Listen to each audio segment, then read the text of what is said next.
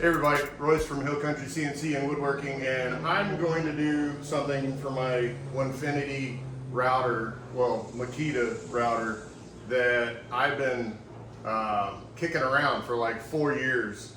When I first started off with this system, I actually ran over my cord, and as a good non-electrician would do, I went ahead and fixed it up.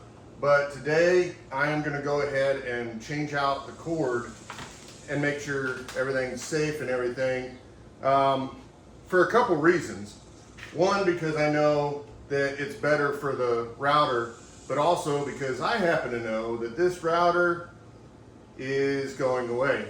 I bought a Z slider and everything to go on here to transition this from a router system to a spindle, and that'll be coming in the next month. So let me say first off, I am not an electrician. This is for entertainment purposes only.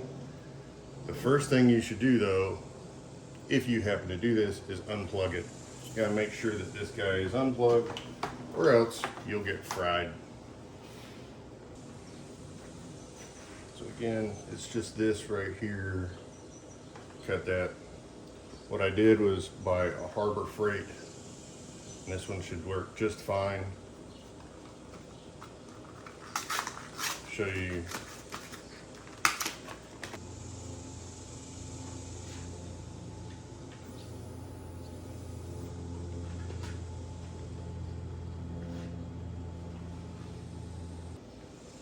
Again, with the Onefinity, we're just going to go loosen our bolts.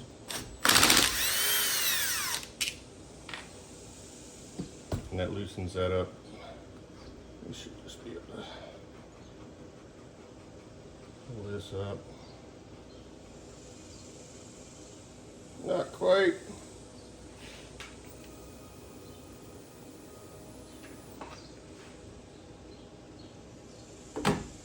Okay, so we got it loose. And I forgot. I need to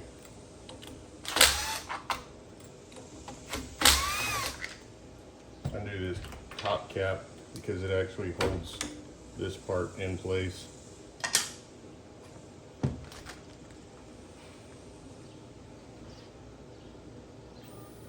Just gonna move this back a little bit. So Makita has done phenomenal for me. The big thing that's making me change is just the collet. This collet here is just not cutting it for me. I want the ability to do more, and then it just doesn't hold, and I've had bit slippage and a few other things where I'm just like, this doesn't cut it on a daily basis for big jobs. So then we just come in here. Real simple. These screw into the plastic so it's not tension tight. When you go back together with it, you do need to be careful with that.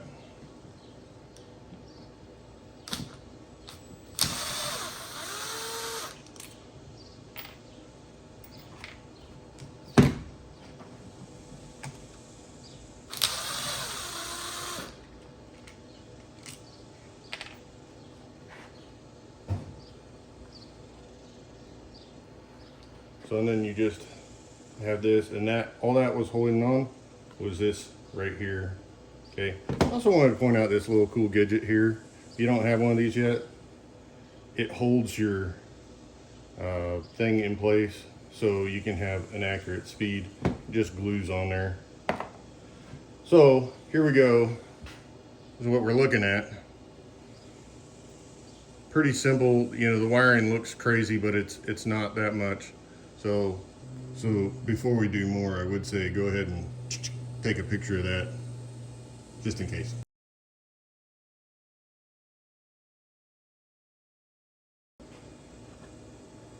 Next step, go ahead and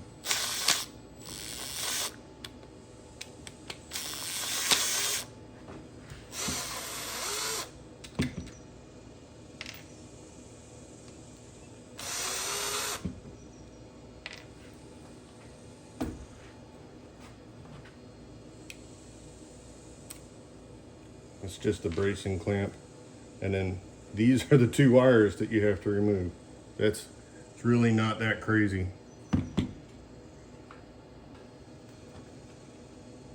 we're just gonna go in here.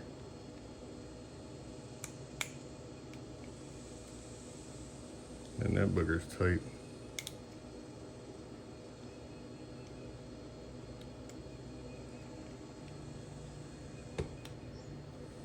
These suckers did not want to move.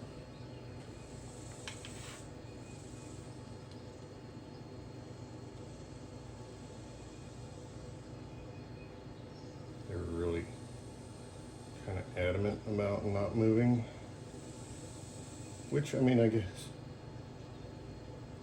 is a good thing.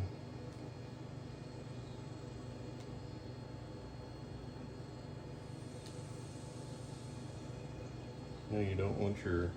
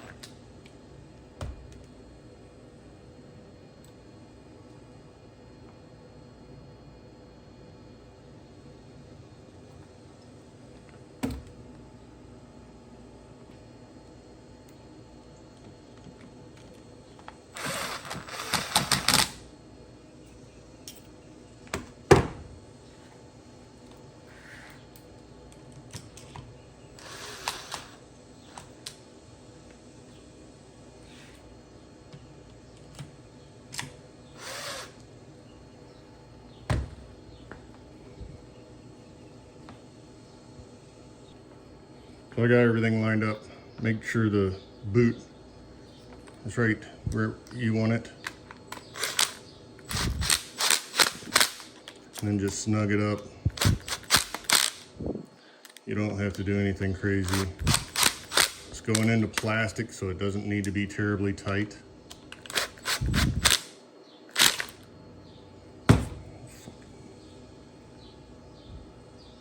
And that's it.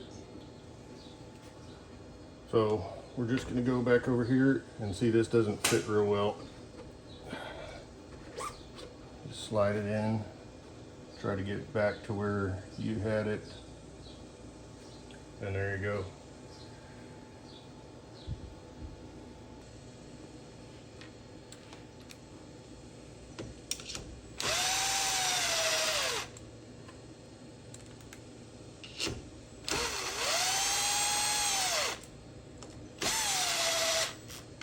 So I'm just snugging it up. So I plugged it in, and now we're just going to test it. Put it in and see it's working good.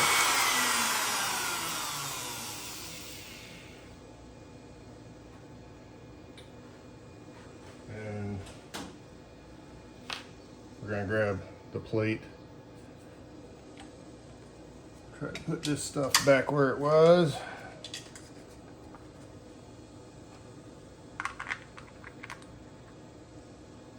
Just get that started, get it out of the way.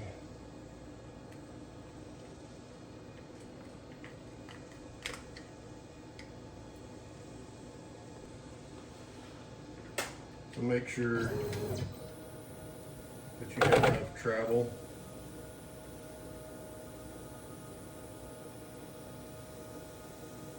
So for me, I'm going to want to move this.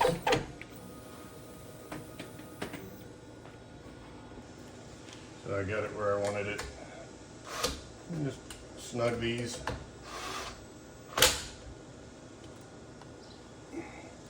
And then come back, give it a little bump, and it's good to go.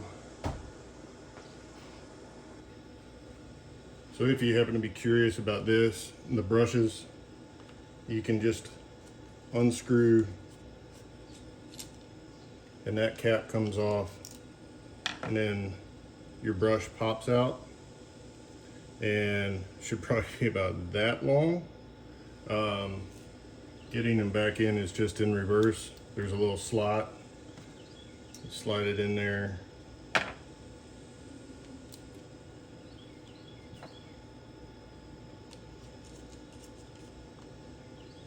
Snug it up, and you can change all your brushes.